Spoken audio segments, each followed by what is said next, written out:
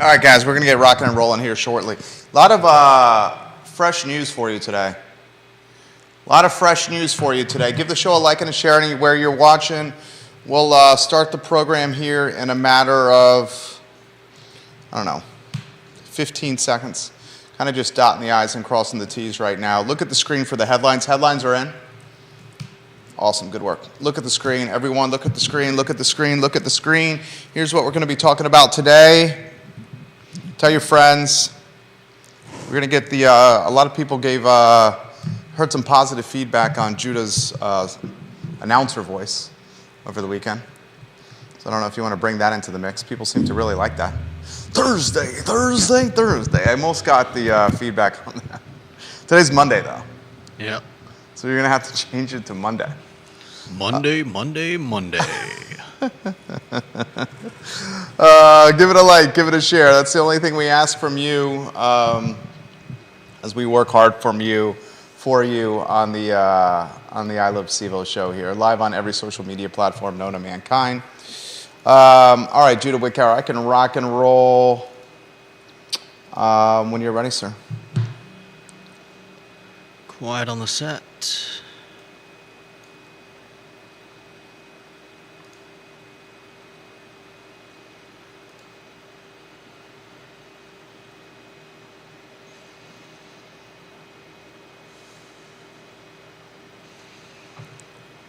Guys, good Monday afternoon. I'm Jerry Miller. Welcome to the I Love CVille show. Thank you kindly for joining us live in our downtown Charlottesville studio in the Macklin building. Our audience, every social media platform known to mankind. Today's show presented by Scott Wagner of Scott Wagner Integrated Medicine. Who's got your back? Dr. Wagner's got your back. Dr. Wagner's team changing people's lives at Scott Wagner Integrated Medicine. This show is interactive. You, the viewer and listener, can shape the discussion by offering your thoughts and comments in the comment field, and we will relay them live on air. Judah Wickower's our director. It's really become a key part of the show. We thank Judah for that. Topics today we will cover: the Fifeville killer has been arrested. The Fifeville killer has been arrested. We'll give you some reaction on the Fifeville killer now behind bars. Unfortunately, this killer previously was in jail and had his sentence reduced. So a lot of folks that are in the criminal justice reform camp, and there's no doubt that a lot of our criminal justice system should be reformed. But in this particular circumstance, it works against the reform narrative because Tadishi Demetrius Keys, a 38-year-old, had a pretty significant history of violence, especially as it pertained to guns, drugs, and gangs. We'll give you an update on that, and then Judah Wickower and I will offer some reaction to the Fifeville killer behind bars, the reaction to Skeeter Smith and his family, and the reaction to what's next for the community, and of course, some reaction on Michael Kachis and the Charlottesville Police Department. His first big arrest here, right? This is Mike Kachis, Charlottesville Police Department, newly minted chief. This is his first big arrest. So we'll talk about that today on the show. We'll also highlight a new restaurant that is for sale, Firefly, in the city of Charlottesville is for sale. I've been consistent with my message on this talk show, guys. Restaurants are coming up quickly for sale, and more are coming. I don't want to spill the beans. We've known about Firefly coming on the market for sale for months now. Whether this initially happened to be an internal deal selling Firefly to team members and that deal did not work out, now it's on the market and you, the viewer and listener, have an opportunity to buy this restaurant. We'll talk about that on today's show. We'll talk about the new business that's coming to the Flaming Walk location on Route 29. I interacted with a Charlottesville City Planning Commissioner over the weekend on Twitter. He offered some perspective on what we can expect at the old Flaming Walk location on Route 29. Flaming Walk, Judah, one of my favorite places when it was open, because you got the little pieces of chopped up shrimp flipped up in the air by the chef. at the grill. For those that don't know, in fact, you can go on a two-shot here. Let's welcome Yeah. Judah Wickhart. We're I'm on on a two-shot now. The hibachi style at Flaming Rock, where it was as much about the food as it was about the experience of watching the hibachi grill master prepare the food for us. And the flicking of the baby shrimp pieces, the chopped up shrimp pieces in the air, for us to go, whoa, whoa, whoa, whoa, whoa, and try to catch them in our mouth, that made that experience extremely enjoyable. That was my go-to spot for birthday dinner. It was a good one. Yeah. You could take sake shots, sake bombs. Oh, yeah. You had the shrimp flipped at you. It was a very communal setting around the hibachi grill where you were kind of like facing everyone. Yeah. It was a special place. I'm going to let you know what the new business is planned for the old Flaming Walk location. It's a storage facility, a self-storage facility. That's very exciting. In that location. Rory Stolzenberg responds to a Twitter thread that I'm a part of over the weekend, and he says, and Rory Stolzenberg is a planning commissioner of Charlottesville City, he said a self-storage company submitted a rezoning request in October. It is still pending. A couple of folks in that Twitter thread were obviously very bored, not impressed that it was a self-storage facility coming to the Flaming Walk location, specifically because of its front-facing location of Route 29, a dining and entertainment shopping corridor. They thought a storage facility perhaps was not the best use of that property. We'll take a deep dive on that on today's show. I also want to talk about something I posted over the weekend. I can't believe I'm saying this. Charlottesville City is on the short list for, are you ready for this, Judah? On the short list, Charlottesville City, for a regional technology hub. And this regional technology hub, also on the short list, Blacksburg, Virginia and Lynchburg, Virginia, would get funding from the federal government to the tune of $10 billion. Wow. Currently, Blacksburg, Charlottesville, and Lynchburg, according to cardinalnews.org, a fantastic website, they are on the short list for federal funding that would allocate $10 billion to Charlottesville City. And this tech hub, regional tech hub, would undoubtedly take Charlottesville as we know it today, an emerging tech market, and take it to another level. This $10 billion shortlist funding from the federal government is coinciding at the very same time the data science school on Ivy Road is near completion or approaching completion. That, of course, led by a $125 million donation from Joffrey Woodruff. Within the last 2 weeks, we know the Paul Manning family donated $100 million for a biotech institute at Fontaine Research Park. Yeah. So having a $10 billion federally funded regional tech hub would seem to complement a biotechnology institute and a data science school extremely well. We'll take a deep dive on this, specifically how that's going to change Charlottesville, Virginia. Why don't you go to a one-shot so they can see the headlines back on screen, then we'll weave you in on the Fifeville killer, arrested and behind bars. I also want to talk about Charlottesville City. The population is declining in the city of Charlottesville. Albemarle County's increasing, Louisa County's increasing, but in the city of Charlottesville, the population is down. We'll kind of take a deep dive why Charlottesville City's population is declining. I think one word, it's the cost of housing. It's extremely expensive. And if you can't afford to live here, you're not going to get counted in the census. So we'll talk about that on today's show. Ann Malik is very near announcing yet another term on the Albemarle County Board of Supervisors. Judah, let's test your knowledge here. Why don't we go to a two-shot? Welcome, Judah Wickhart. Ann Malik, Board of Supervisors. How many terms would this be for Supervisor Malik?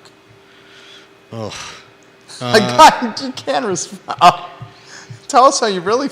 I hope that's not directed at Supervisor Malik.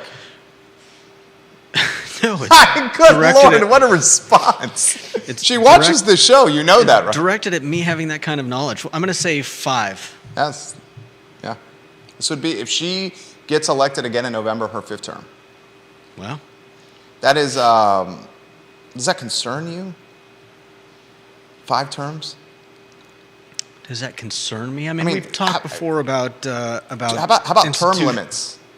Yeah. Ann I mean, Malik legitimately will be on the Board of Supervisors if she wins again.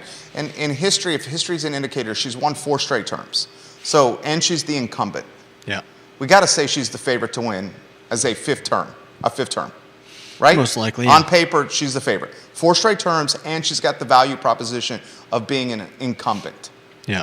Okay, we're following closely to see what Steve Harvey's doing in front of the program, whether Harvey's going to run for Board of Supervisors or school board. I think that's perhaps still up in the air. There was at a time, well, he announced on this show, Steve Harvey, that he was going to run in the Whitehall District for Board of Supervisors. Literally, he announced it on this show. Then, because of his profession, he chose to, working for Ryan Holmes, he chose to run for school board instead. Now the chatter is potentially Board of Supervisors. Okay, but 5 terms for Supervisor Malik if she wins. She currently is 72, almost 73 years age. I want to ask these questions. Does 5 terms worry Albemarle Countyans? Does 73 years old worry Albemarle Countyans? I'm not trying to be an ageist here, but when the term is over, she's going to be 77, 78. Okay? Not trying to be an ageist here. Is a Board of Supervisor who's in her mid-70s to late 70s when the term is over a reflection or a barometer of Albemarle County citizens? Is it what Albemarle County citizens want in one of 6 people determining a $500+ million budget? So we'll take a deep dive on that topic today on the program. I also really want to take a deep dive on the 80% of workers who quit during the Great Resignation. Remember during COVID when everyone was quitting? Yeah. 80% of those workers now regret quitting. 80% of workers who pieced out of their jobs during COVID and the Great Resignation, as many of us decided to, how would you describe the reaction during COVID with workers? Quarter-life crisis, midlife crisis, synonymous to that? Workers determining that they no longer wanted to do the 9-to-5 grind, the 9-to-6 grind. Workers choosing a minimalist or Spartan lifestyle to keep overhead down. I mean, how would you characterize what happened during the Great Resignation with workers quitting? I mean, that's hard to say. I think there were a lot of different reactions from a lot of different sectors. I think some people realized that their jobs weren't sustainable. I've said it before. You know, you tell someone they can't come into work for 6 or 12 months, and they were barely making ends meet to begin with, and then you want them to go back to the same job now that they're $3,000, $6,000 in debt. And they're just going to go back to a job where they were barely making ends meet. That just doesn't make sense. I think others, I think others just decided that with everything going on, it was time to make a change, time to try something different. And yeah, I'm sure there were other people that just didn't like their jobs, and this seemed like a good enough time, a good a time as any. 80% now regretting it. Yeah, we don't know though that they would have regretted staying had they all stayed. It could be a case of the grass is greener on the other side. That's exactly what it is. And if they had That's stayed, the case of what it is. If they had stayed, chances are, I mean, I doubt anybody would have done a poll on do you regret staying at your job during COVID? I don't think anybody would run that poll, but if they had done it and all these people had stayed, I'm pretty sure that a lot of them would be just as regretful of staying in their job. I think part of it is a case of the job market just being trash right now. Well, I think we'll take a deep dive on that, and that topic comes into play. I think it's the definition of thinking the grass is greener. Yeah. I'm sure that's a lot of And it. then realizing the grass was not, in fact, actually greener when they quit the job. And now what's happened from COVID, when the great resignation was happening and everyone was quitting, now we're post-COVID and still reeling in this inflationary period where things are extremely expensive and folks are getting pinched with their wallets and their purses and their pocketbooks, and they're realizing, good Lord, I made a tremendous mistake here. We'll take a deep dive on this. We'll look at it from every perspective today on the I Love CVille show. And unfortunately, I have to talk about that UVA loss at Blacksburg at Castle Coliseum to the Virginia Tech Hokies. Warrior AG, Albert Graves, if you're watching this fair and fine talk show, I want to applaud you and your boys. You're a Virginia Tech fan. You're a Hokie fan that is a legit Hokie fan through and through. And I'll give you props when your team does well. You outclassed, outplayed, outworked, out-hustled, out-X and O'd Virginia basketball on Saturday, a very demoralizing loss for Wahoo Nation that was sixth in the country. The lead of the program, however, is the Fifeville murderer, the Fifeville killer now arrested. Yeah. I think the moniker for Tadashi Demetrius Keys, the 38-year-old killer, his nickname in perpetuity is now Fifeville Killer. He took the life of Eldridge Skeeter Smith, a 36-year-old father and husband, outside of Fifeville Park, while Skeeter Smith was on his way to the University of Virginia for work. So much to unpack from this. This was a murder that had Judah notoriety and media attention, certainly captivated much of this network for the week and change that we were living in. Yeah. I think we need to highlight the following, and then I want your take. This is Michael Kochis, the new Charlottesville Police Department chief. This is his first big splash on the job.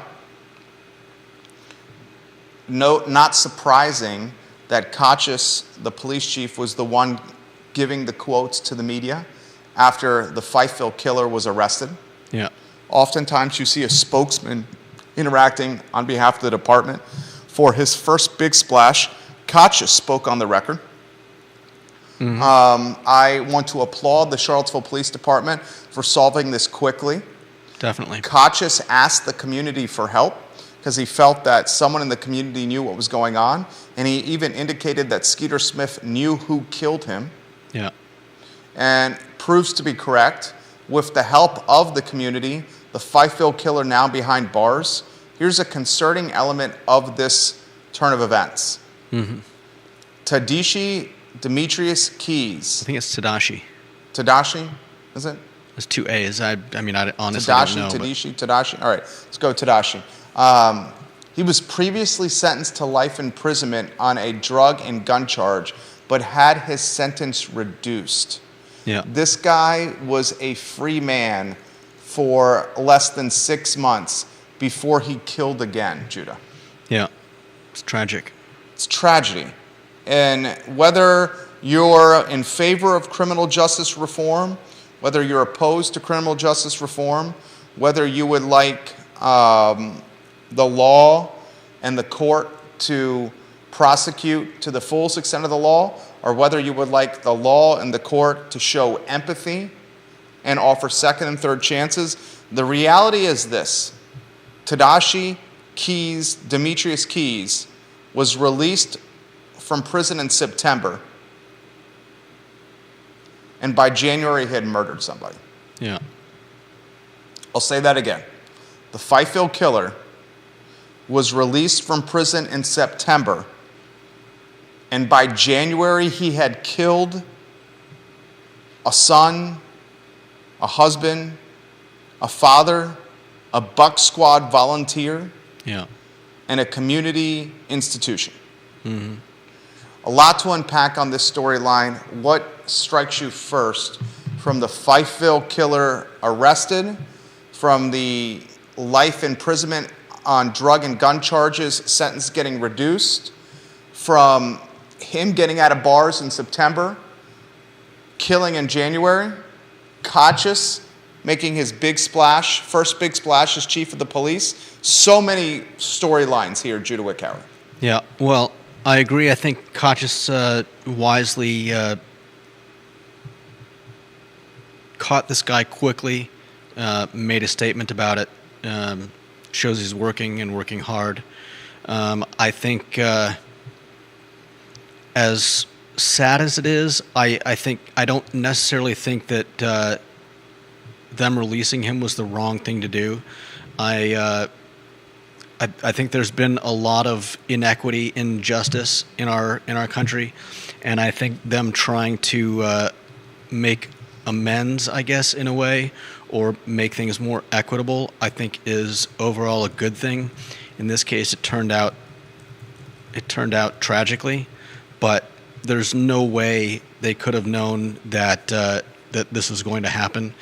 I think maybe it speaks more to what we should be,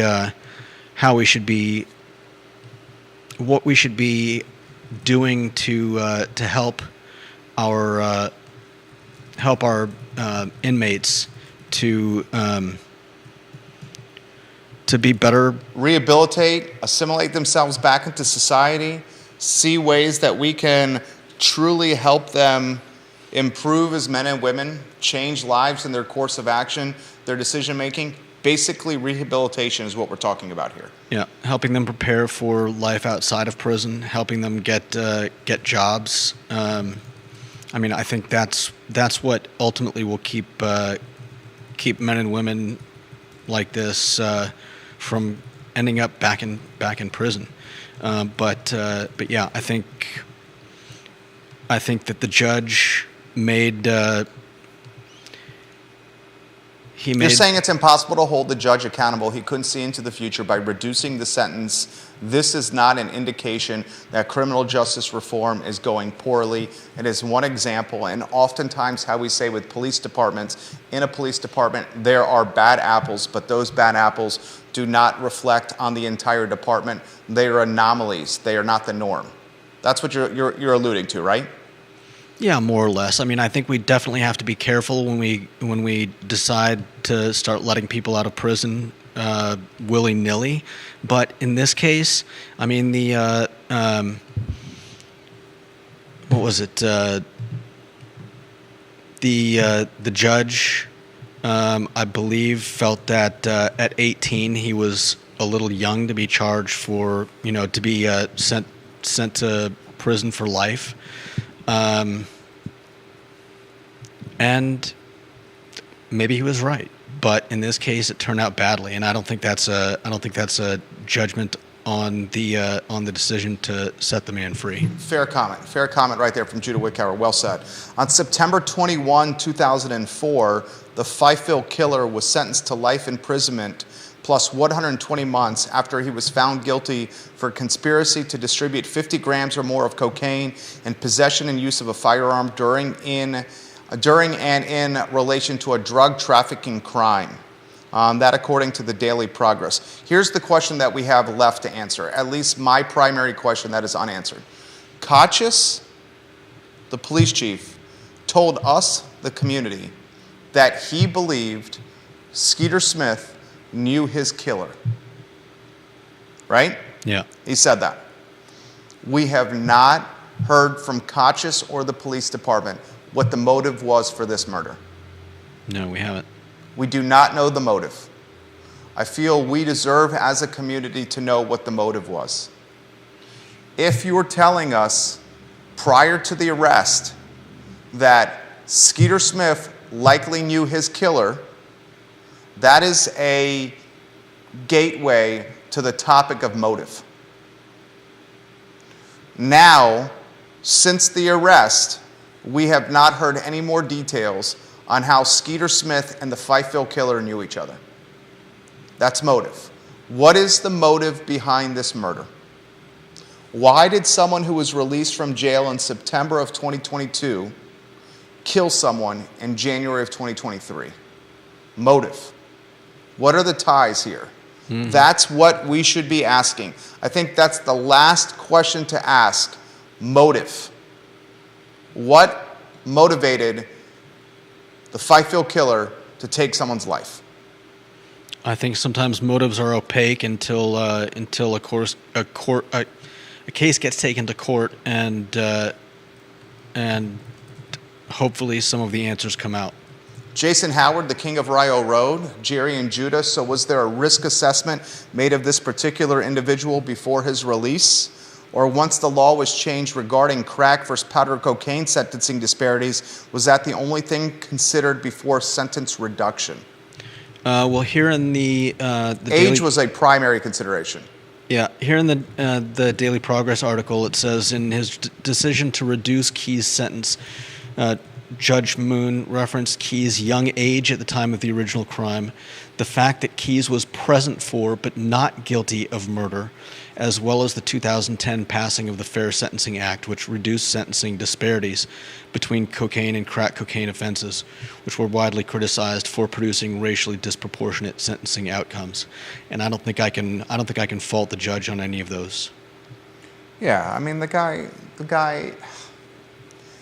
Look, the benefit of hindsight, decision making with the benefit of the hindsight is easy. Yeah. I mean, Matt Daring is watching the program. He calls it Monday morning quarterbacking. That's essentially what we're doing, Monday morning quarterbacking. But the reality is an 18-year-old got sentenced to life in prison because he was tied with a gang. In the story, they called the gang by name. I think it was Estes Inc. Estes Street Inc. If you put in Google Maps Estes Street, E-S-T-E-S Street, you'll see this was literally right around the corner of where the murder happened. Estes Street, I want you to, is it too much to see if you can get Estes Street on Google Maps with a red circle around it? How long does that usually take? If it's too long, I totally understand. No, it won't take me long. I just have to get on my other computer. Okay, Estes Street. I'm going to put you on a one-shot for a second. What's that? Okay, one shot. Estes Street is parallel to Null Street. Estes Street is literally across from, like, in the shadows of Corner with the K restaurant. Estes Street is parallel with West Main Street. Estes Street is behind that hotel at the corner of West Main and 10th, or West Main and Roosevelt Brown. You know, the Hampton Inn? The Hampton by Hilton? Estes Street's right behind that. And in 2004, when Keyes was sentenced to life in jail for his ties to this gang, Estes Street Inc., he was 18 years old. Okay? You would think that empathy is warranted for potentially an 18-year-old. Still, it leaves you scratching your head. I love your perspective here. Maybe what we do is we save that map for tomorrow because I think you're offering valuable perspective. I should have asked before the show started about the map. That's okay. I didn't mean to do I it can on the work fly. on it here, too. I just need to get my computer turned on.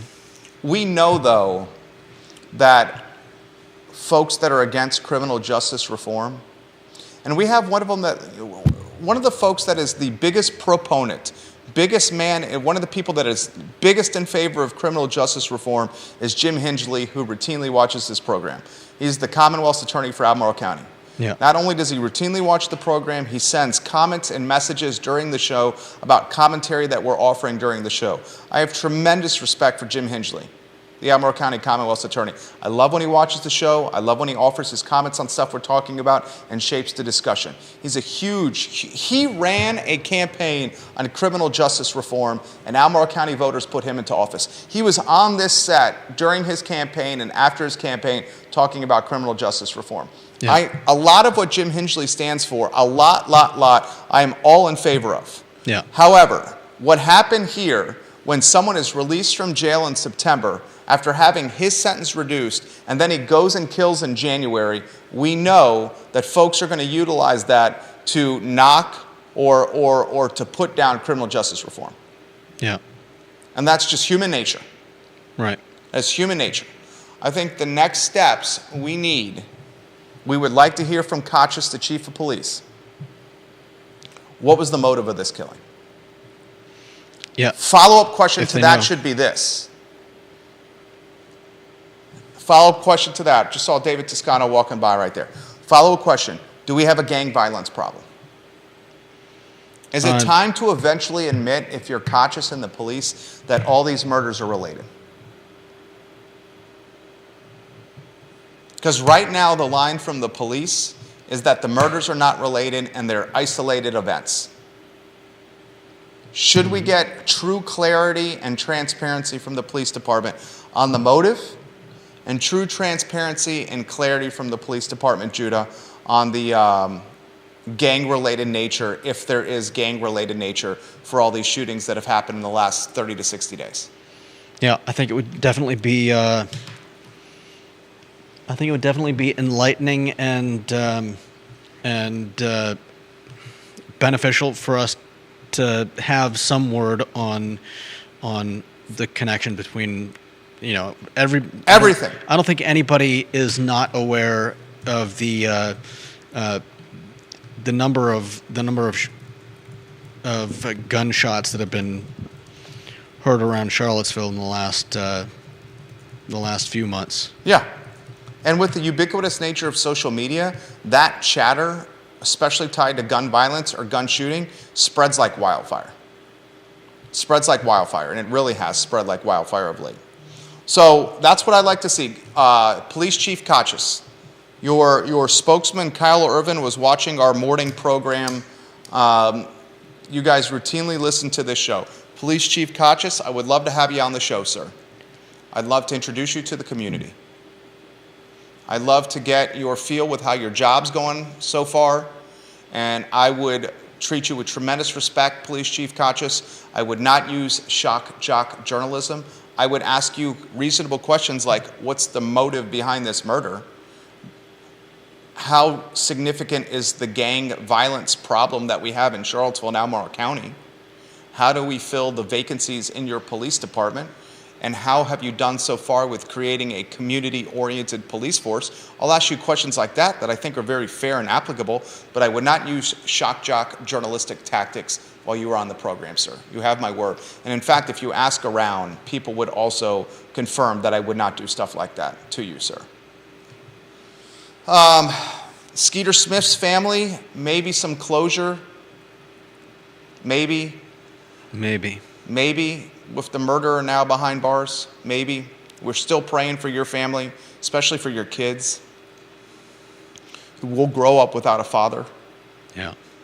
Praying for you guys. What's next? Before we go to the next subject, what's next on the Fifeville murder? It's the motive answer, and it's how serious is the gang problem answer. That's what's next. Now, let's go to a different storyline, and this is something we've been kind of hinting at that's going to happen for a while. The Firefly restaurants for sale. More restaurants are coming on the market, guys. I know of 6 that are about to hit the market. 6 established restaurants locally. Firefly is now for sale.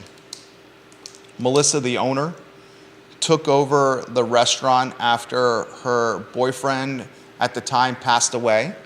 Rest in power. Melissa carried the legacy of Firefly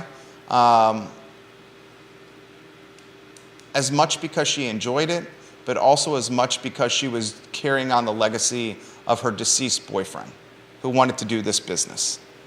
Firefly is an intriguing business. It's a massive space. Have you ever been? Oh, yeah. It's a massive space. They have arcade games, skee ball, pool table, massive bar. They have some outside seating. They have parking. The proximity to downtown is there.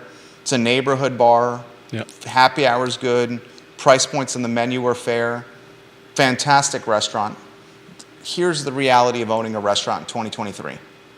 Finding someone to work for you is extremely difficult. And the people that do want to work for you don't want to work long hours, and they want to pay top dollar. On top of that, cost of goods is through the roof right now, and you cannot pass on those cost of goods to consumers without pricing them out of your business model, in particular a business model like this that is pub fare. There's only so much money someone's going to spend on a sandwich or a burger and an appetizer in a setting like Firefly, where kids are running around, families are running around, and it's loud.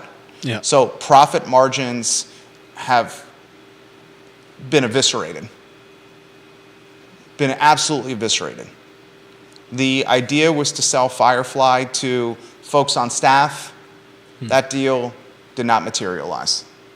Everyone wants to continue the legacy of a restaurant by selling a restaurant or a business to a team member, a key team member, a trusted team member who's emotionally and physically invested in the brand or business. The reality is, when you have to go to a bank and get financing, not everyone has the credit score or the savings or the financial know-how of putting a business model together to get a loan, a commercial loan to buy a business. And if you think getting a loan to buy a house is difficult, as someone who brokers a boatload of business deals, getting a loan to buy a business is exponentially more difficult than getting a loan to buy a house. Okay? There's not many folks that want to lend money to first-time entrepreneurs to buy a business, in particular a restaurant business in a saturated market like this. Before we go to the next topic, Firefly for sale in the city of Charlottesville. What do you make of this, Judah Wickhauer? I mean, with the businesses that we've seen up for sale, it's not really surprising. I hope they do find someone who is willing to continue the brand. I've always liked them. They got Firefly's great. They've got great tachos. Yeah. And I like their what do you call it? Tater tot nachos. Is that what you call them? The tachos. Yeah. Those are great. Tater tachos, something like that. Tachos are great. Yeah, I love those. I've had brunch there. They do great brunch. The only slight strategic error I saw from Firefly and from owner Melissa was the selling of the food truck. She recently sold the food truck. Was it to the pharmacy team? I don't know. I think it was the pharmacy team, another food service business. Selling the business with the food truck was how I would have sold Firefly. Piecemealing the food truck prior to the sale of the restaurant, I think, impacts the potential of the business. When we sold Moe's Barbecue on Ivy Road, the addition of a food truck was a selling point. Was a selling point for Derek Bond to buy it from Mike and Ashley Abrams. Yeah. He knew he was buying a brick and mortar restaurant, Moe's on Ivy Road, Derek Bond, who owns the Melting Pot, and then he also knew the food truck was included in the deal. So that offered promise for him. Yeah. Potential. It was a sweetener. It was a sweetener. It was great. And that's what helped get that deal through the finish line. That was a six-figure deal we brokered there. All right, let's go to the interaction I had with Planning Commissioner Rory Stolzenberg on Twitter. The old Flaming Walk location has now, and many of you guys have seen this on Route 29, there's an under contract sign on the Flaming Walk location. Rory Stolzenberg responds to the thread I'm in with friend of the program, John Blair. Rory Stolzenberg's a friend of the program. I like you, Rory. I think you're good people, Rory Stolzenberg. I like when you come on the show, Rory. You're very knowledgeable, Rory. You read a lot. He indicated in that thread with myself and John Blair that a self-storage company has submitted a rezoning request this past October, which is still pending, for that Flaming Walk spot. Yeah. Look, I'm a free market guy, and I don't want the government telling entrepreneurs and landowners what they can do with their land. Yeah. But the question is this: is a self-storage facility the best use of that land on Route 29? Yeah, I don't know. I mean, it's I feel like it's less of a dining corridor, but it is sad to see that go to something. And are they?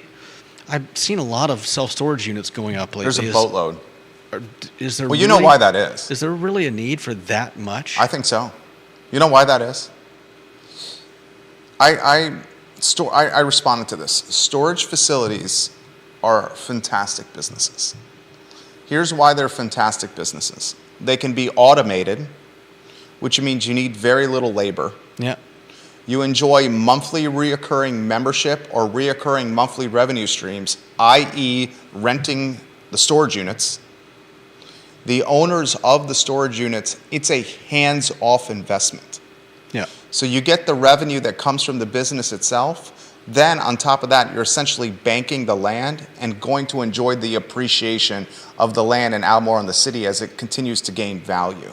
Here's the question. Here's the curious aspect of all this. The Flaming Walk location on Route 29, you would say that is a coveted piece of dirt. So on Route 29, a boatload of cars drive by. You wouldn't say it's off the beaten path. You would say it's very much in the what's the word? Hullabaloo? Hullabaloo? Yeah, right? It's very much in the excitement and the shopping and the entertainment. It's a popular area. Yeah, it's pretty central. I mean, it's right between. It's pretty much midway between between Stonefield and the stuff across the street and the Fashion Square Mall. So my point is this. The only curious aspect of this deal is buying that land not cheap. Oftentimes you see storage facilities off the beaten path where the dirt is cheap. Yeah. Back behind Woolen Mills. Yeah. Cheap dirt means less debt service every month to develop the project. This is arguably one of the most expensive pieces of dirt if the storage facility is approved, right? It's pending right now. If the storage facility is approved, you can make a legitimate argument that of all the storage facilities in Charlottesville and Albemarle County, it may have the most expensive dirt associated with it. And people ask, is there a market for storage facilities and car washes? Everyone, are you seeing car washes left and right?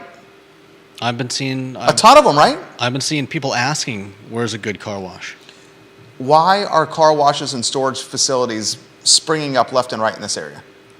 Because we got more people coming in. There's a boatload of money in this area. There's a boatload of affluence in this area. And storage facilities and car washes are amenities that are associated with affluence and wealth. Boatload of money. That's why you're seeing these facilities pop up. So if you're just tuning into the program, the Flaming Walk, Route 29, the land under contract, and according to Planning Commissioner Stolzenberg, a storage facility is looking for approval after submitting a rezoning request in October. It's still pending. Next topic. My question is, when are we getting another hibachi place around here? That's a great question. Last time let's see, I think it might have been a couple years ago. My sisters were in town, and we went to Waynesboro. Found the hibachi? Found a hibachi place for my birthday.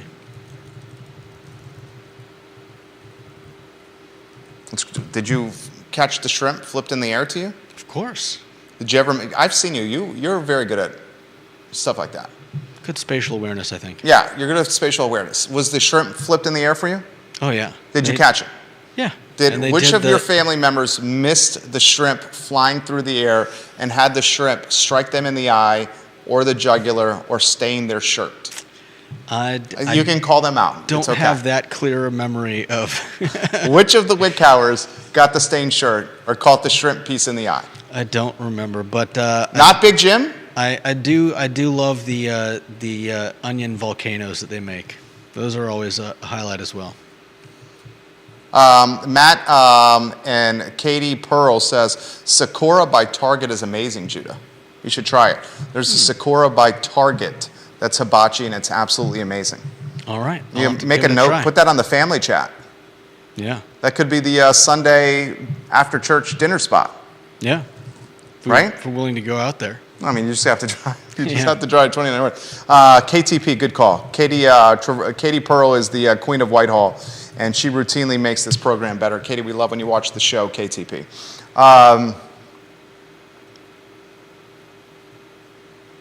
Charlottesville doesn't have hibachi city. The closest hibachi you have to go is 29 North to Target. That's interesting. I just learned something from KTP right there. Yeah. I want to make a correction. Anonymous, the I Love Steveville version of Deep Throat, is sending me DMs on Twitter. So the $10 billion for the regional technology hubs is for all the hubs in totality. So if Charlottesville is awarded one of these hubs, it would be 300 to 500 million for Charlottesville. Gotcha. Not Still- the 10 billion in totality. Thank you for that clarification. He's exactly right. I misspoke when I said that. A 10 billion in totality for these regional hubs. If Charlottesville gets it, they would get 300 to 500 million if they are awarded one of these hubs. Lynchburg and Blacksburg are also on the short list. This hub would happen. I think Charlottesville's the front runner. I've said I think Seville's the front runner for the following reasons. Charlottesville, I think, will attract workers from Richmond and Northern Virginia. The Northern Virginia and Richmond workforce has a much longer drive to Blacksburg and Lynchburg than it does Charlottesville. And a technology hub needs to attract workers from Northern Virginia and Richmond. Second, I think a regional technology hub funded by the federal government would complement very well. Some could call it vertically integrate extremely well with a data science school Yeah. and with a biotech institute. Okay. Jeffrey Woodruff's $125 million donation for the data science school and Paul Manning's $100 million donation for the biotech institute are literally perfect complements for a regional technology hub. Yeah. What are the fatal flaws or the collateral damage of this? The fatal flaws are where are we going to house all the new people? What's it going to do to the community? What's it going to do to home values? Where are these people going to live? How many jobs from outside the area, how many jobs in this area are filled by people from outside the area? I mean, Is this another gentrifying force? Is it going to finish gentrifying the rest of Seville? There we go.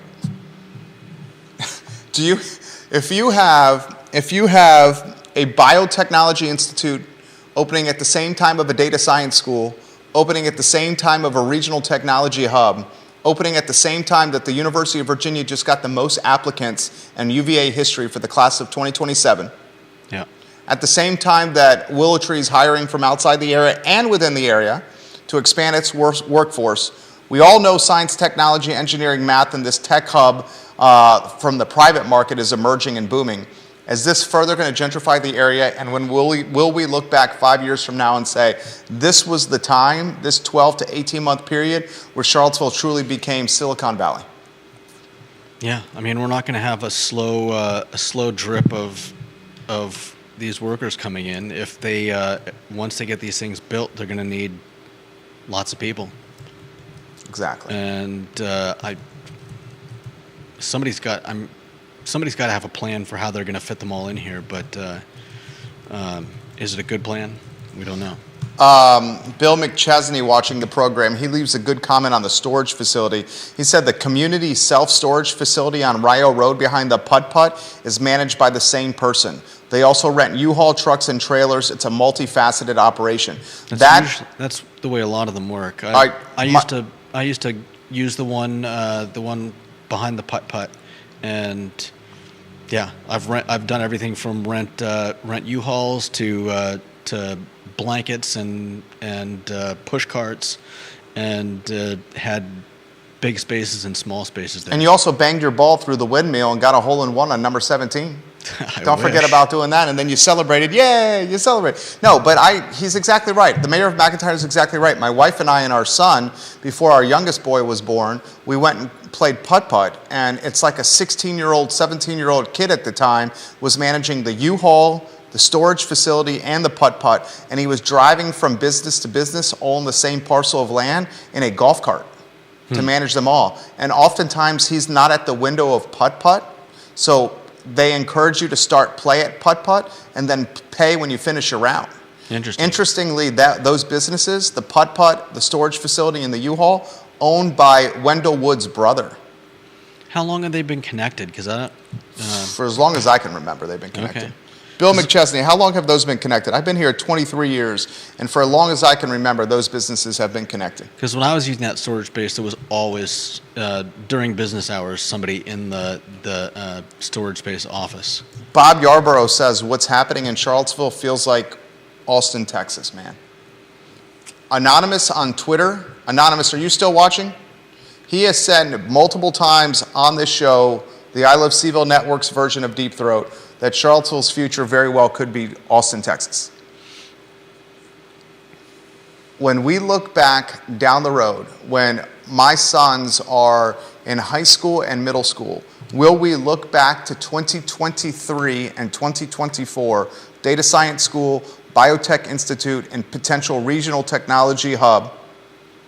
We're talking, good Lord, if you combine those all together, let's call it it's either 300 to 500 million for the regional biotech hub if Charlottesville's approved by federal government. Yeah. Let's just say that number is 400. We'll split the difference and say 400. So 400 for that. The Paul Manning Institute was jump-started by 100 million from Paul Manning, but there was also money contributed by UVA and the Commonwealth. I think that was 350 million in totality. So 400 million and 350 million is 750 million for those two. Then what Joffrey Woodruff is doing with the Data Science School, he donated 125 million himself. The largest donation in UVA history was that 125 million from Joffrey Woodruff for the Data Science School. And then he got more money from University of Virginia from that. Guys, you're talking legitimately those three projects, $1 billion roughly back of the napkin of investment for those three projects in Charlottesville. Yeah. $1 billion for those three projects in little old Charlottesville, Virginia, in the Blue Ridge Mountains. If you do not think that this is going to have massive gentrification impacts on this community, you are not reading the tea leaves correctly. Anonymous is watching. He says there are many old-timers in Austin, Texas who, if they had a time machine, would literally block the roads to stop Apple, Facebook, and Tesla from bringing offices to Austin. Not to mention blowing up the big luxury downtown projects before they topped out. And guys, Anonymous, who's watching on Twitter, lived in Austin, Texas. He lived in Austin, Texas. So Bob Yarborough, the king of Redfields on Facebook, is interacting with Anonymous on Twitter saying, we're turning into Austin, Texas. And Anonymous, last year, told us we were turning into Austin, Texas. He literally told us. He also talked about the zoning and how we're upzoning right now. God, we're not even talking about upzoning today. And that upzoning is becoming very much a reality in the city of Charlottesville here. Anonymous said last year, when all this stuff is upzoned, you're not going to get affordability. You're going to get expensive high-rises, apartments, and condos. And he showed us, remember the video we played of Austin that he did? Yeah. We should play that video one more time of him. Bob Yarborough, I read this live on air. Thank you for watching King of Redfields.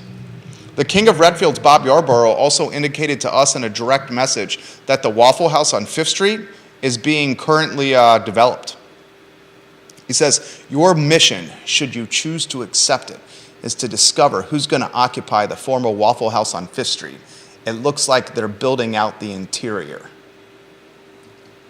The Wickhowers would want to know what's going on there with your parents living on that side of town. Waffle House is being developed right now, J-Dubs. As what, though? That's what he wants to know. He hopes it's a sports bar. Carol Thorpe says, how much do you think having an unstable, incomplete city government will impact Charlottesville's chances at federal funding for the tech hub? It's a good question, Carol.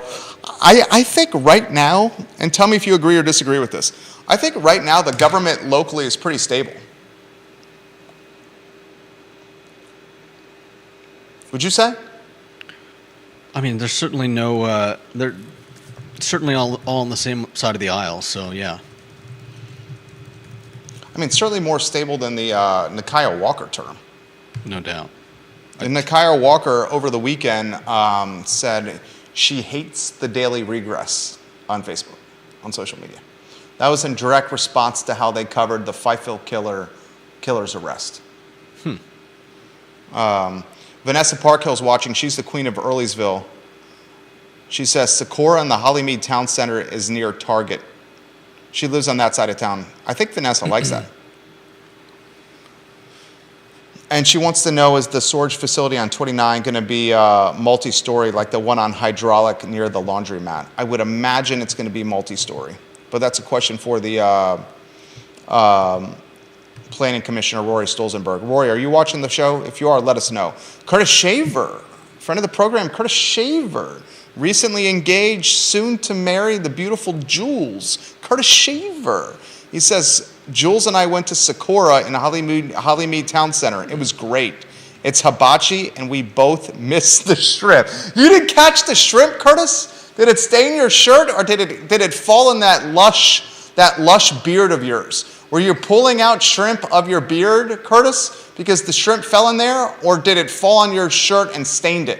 Were you wearing a hat? Was it a snapback? Did it stain your hat? Did it hit your head? How did you not catch that shrimp, Curtis? You have great hand-mouth coordination.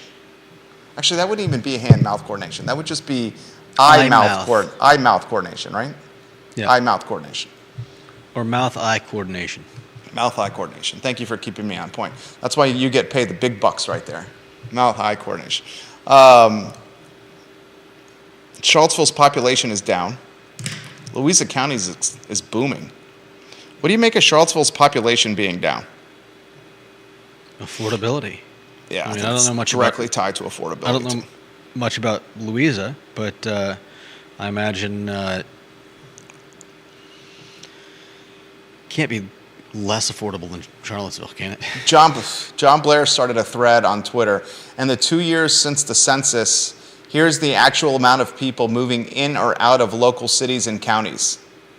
Albemarle County is plus 2,877 people.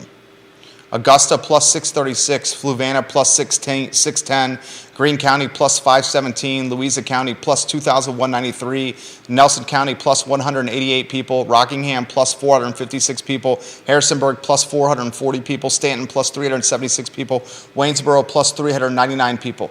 The only jurisdiction down in the 2 years since the census is Charlottesville City, with a decline of 141 people. And the source for this information, according to John Blair, is the components of an Excel table found at demographics.coopercenter.org. Charlottesville is down in population. The only thing you can attribute that to is affordability, right? Yeah, I mean, it's not down so far that because jobs are here. Like a diaspora. I mean, but a decline of when all the neighboring ones are up. I mean, Louisa's up 2,193. What's the population of Louisa County? Let me look that up. And you keep talking.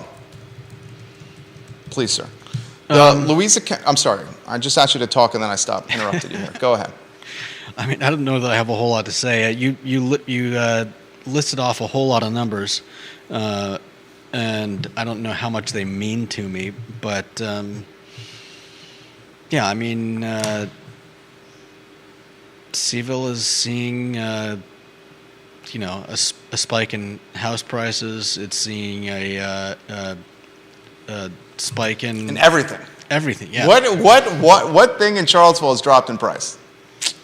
If we could name one thing in the city of Charlottesville that has dropped in price, viewers and listeners, what would it be? What has dropped in price in the city of Charlottesville? Gas went down a little bit recently. No, gas hasn't gone down in the last 2 years.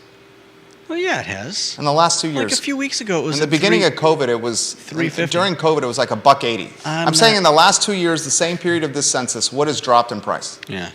Name one thing that has dropped in price in the city of Charlottesville. Anyone? Can anyone name one thing in the last 2 years that's gone down in price? I can't. Can you? I can't think of anything. A single thing. No idea.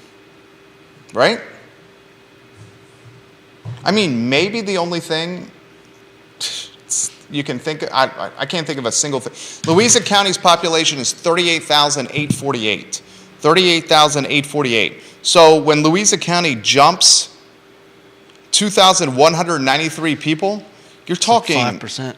You're talking more than that. You're talking 6-7% of the population there. Did you say 38,000? 38,848. And it went up. 38,848 times 6%. Yeah, you're looking at. Your guess was good. 5.5%. 5.5% uptick in population is massive. What does Louisa County have? You know what Louisa County has? I'll take it a step further. Affordability with its houses, and it put kids in schools during COVID. In COVID, Louisa County was a leader with having kids in classrooms as opposed to learning from home. They solved the bus driver issue, remember? where they had kids on school on time and home on time, and kids were learning in classrooms and not remotely at Louisa. They were first to go on market. Yeah. Affordability and kids learning in classrooms at Louisa County. I'm sure that's massive for parents. Forget about it. Monday after a weekend, get that damn kid in school. God, we love our Somebody kids. take this monster Someone off my get hands. this kid in school. Charlottesville's population in the last 2 years, guys, from a census standpoint, is down 141 people. All right, very quickly here, and then we got a 2 o'clock TV shoot, J-Dubs. You got 2 o'clock. We're going to be sprinting out of here. Warrior AG is watching the program. Albert Graves in Crozet. Congratulations to your Hokies for winning on Saturday in Blacksburg. You guys played a hell of a game, man. Virginia Tech, their record is not an indication of the talent they have on the roster. They've lost a lot of close basketball games. And Virginia Tech, from start to finish, controlled that ball game against Tony Bennett and the Wahoos. When Las Vegas had this as a pick'em at tip-off, it was an even line. It was very clear that this was going to be an absolute dogfight. And the Hokies came out and played. They beat the number 6 team in the country on their home floor, and their crowd rushed the court. UVA basketball continues to frustrate with these scoring droughts. I would not be surprised if Isaac McNeely gets even more minutes. He got 20-plus minutes against the Hokies. He is the best outside shooter on this team. Franklin is a streaky shooter. Vanderstash is a streaky shooter. Even Beekman and Clark can be streaky with their jump shots.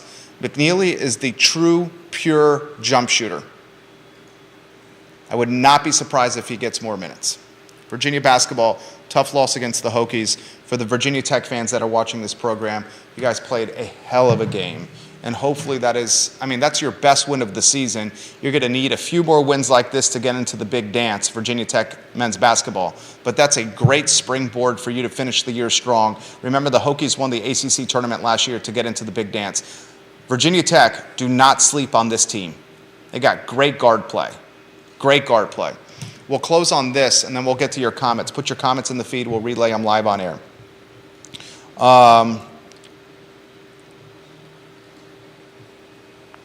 80% of workers regret quitting their job during the Great Resignation. Are those 80% of workers currently, as the job market has gotten way tighter, are they now significantly underemployed? That's a topic for tomorrow's show. The 80% of workers that quit during the Great Resignation, are they now significantly underemployed versus their status during COVID when they had their job? If they're regretting it, that's a clear sign that they're underemployed and not making the same kind of money. We'll talk about all those topics and more tomorrow on the I Love CVille show as Judah Wickhauer and I sprint to a TV commercial shoot on Route 29. So long, everybody.